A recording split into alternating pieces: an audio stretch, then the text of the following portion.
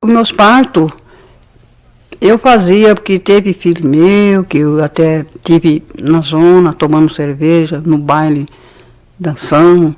Como eu tive esse meu filho, que eu tive ele bem no meio do pasto, no meio do gado, que eu me senti mal no meio do gado, então foi onde nasceu esse meu filho.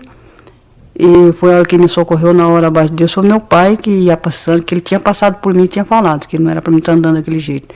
Mas eu não estava sentindo nada. Quando foi na hora que eu andei mais um pouco, ele passou, que ele foi pulsar para um gado, eu senti a dor do neném.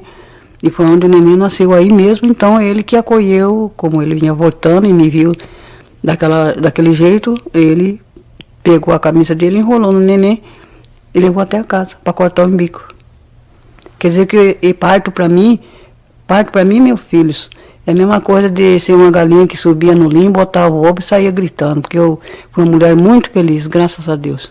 No Pantanal eu fui famosa para fazer parto, sabe? Acudi muitas mulheres no parto e acudi muitas crianças também. Eu aprendi a benzer por intermédio de Deus, né? Porque tudo que o pessoal falava para mim, eu aguardava, como teve uma pessoa que me ensinou um benzimento muito forte.